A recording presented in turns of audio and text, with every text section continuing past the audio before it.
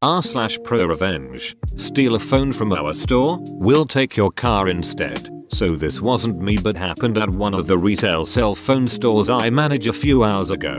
We put out demo phones for customers to play with. The funny thing about these phones is that they are locked, cannot be used, and have no real value. From time to time, a dumb thief will come in the stores and take one of these phones. Today was one of those times. This particular store is usually slow, so having 1 or 2 employees working at a time is normal. Today one was at lunch, so only 1 employee was in the store. In walks 2 guys. One is engaging with the employee, asking questions, acting like an interested buyer. The second is looking at the demo phones, but in reality is taking it off the security stand. The employee notices the guy has removed the demo phone from the security device and turns to look at him. The thief makes a run towards the door, and unbelievably, the employee tackles the thief. The 2 roll around exchanging blows outside the store. It was a completely crazy scene. The good part about all this is that the thief got away with the phone,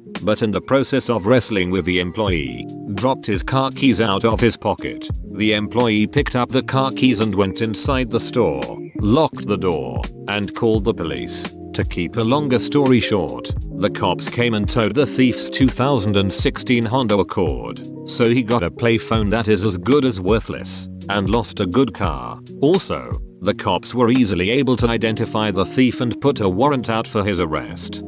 French students harass and bully me for asking them to speak English in an English taught class, so I get them expelled. Hi all. Throwaway for obvious reasons. This happened a few years back in China, at one of the universities there. Here, I was studying Chinese language and I shared my language class with some people from France and Belgium, the French speaking part. Our Chinese teacher was a really nice little lady that happened to also speak French. So often, whenever the French speakers had a question, they would ask it in French. Now, I didn't really mind it all that much, but at some point, it got to the point where about half of the questions in the class were asked in a language I did not understand. Obviously that is detrimental to my own learning experience, since understanding the questions is important for me to learn the language. So I politely asked them if we could just do the class in English because about half of us didn't understand what was being asked. Laoshi, the teacher, was very nice about it and afterwards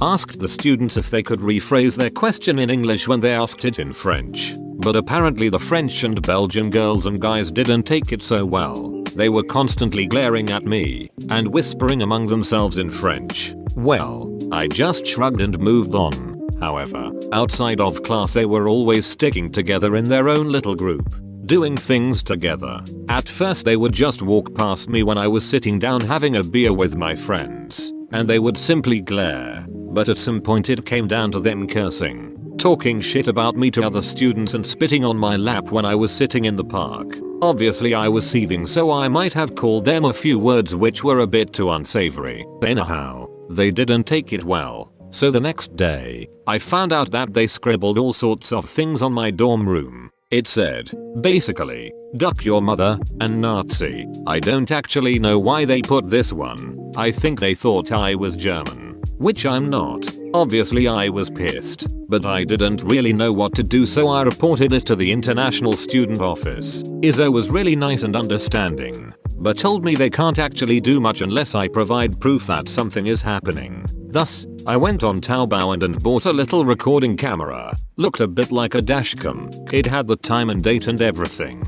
After the university had painted my room door over, they couldn't get the markers off apparently. I hung the camera up in a corner of our dorm corridor and pointed it at my door. Then I left and made sure to loop around a little bit to walk past the group of French Belgians so that they knew I was leaving campus towards the metro station. I had some nice dumpling soup and a beer, and when I came back, look and behold, once again they were hardly creative with their insults, just more of the same. But this time I had proof. I checked the video and I was very pleased. 5 out of 7 of the group were actually there, and all wrote down something on the door with permanent marker. One of the guys even kicked the door, which caused a crack at the bottom. These doors were not very sturdy. They seemed to have a lot of fun doing it. Now, of course the school was properly pissed when I showed them the video. Normally the students would just get a stern warning, but because ISO was aware that they were doing it before, and also about the fact that they were harassing me all the time, I reported everything to them when it happened. They were less than understanding this time and suggested the board that had to decide on this. No idea what their name was.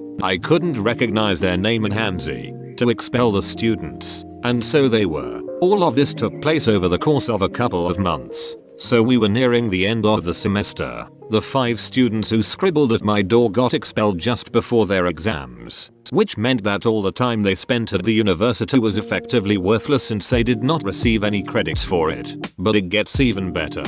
After this whole ordeal, I sent a neat, anonymous letter in Chinese. One of my Chinese friends helped me write it to the Public Security Bureau that these students had engaged in vandalism at our university. A few weeks later, after I had already returned home, I was told by a friend of mine who was on good terms with their group that some of them had booked tickets and hostels to travel in China at the end of the semester. However, their visa extension was denied by the Public Security Bureau on the basis of their misdemeanor at the university. I'm not sure if the second part was caused because of my letter, or simply because the university informed the police, but I like to pretend that it was the former. So I was just laughing my ass off as they slaved away half a year in courses for which they would receive no credit, and had to cancel thousands worth of travel plans. That truly was a sweet, sweet feeling.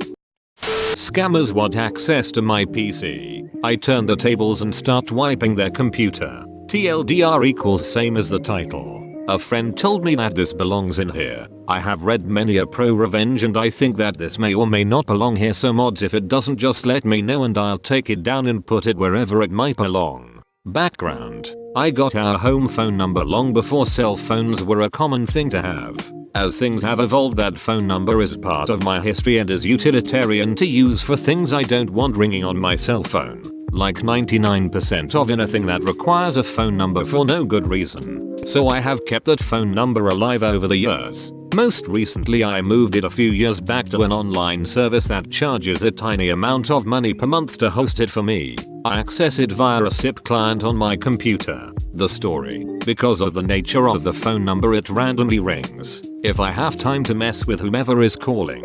Most of the calls are the "your car warranty is about to expire" kind. Some of the calls are about non-existent credit cards. My favorite calls are the scammers. I record all calls that come into this phone number. In my state, only one person needs to know that a call is being recorded, and besides, these scammers are all overseas, so I really do not care about their laws. So when a scammer calls, I tend to answer and play along. Sometimes these calls last a few minutes before they give up on me. Today I set a new record. A total of 1 hour of their time wasted. The call comes in as normal. I string the guy along. I play dumb. I keep them thinking I am an easy target. After 40 minutes I tell him I have to hang up and could he call me back in an hour. To my surprise, this idiot calls me back. So I decided to see if I could get him to let me connect to him by continuing to play dumb. My plan is based on knowing that they have a handful of tools at their disposal, easiest of which is TeamViewer. So I play along until they get me on a TeamViewer, but I never give them the real information on my end and I just ask for my partner ID. The idea is that with TeamViewer you can switch who is showing the screen after you make the initial connection. I know that I have but a precious few seconds of time if I manage to get them to give me their ID and password to make my plan happen. So I have a dummy terminal set aside for all this. I quickly write out my set of commands so I can copy them to my clipboard and launch them as soon as I get connected. Sure enough, they give me their ID and password. I am ready and I strike.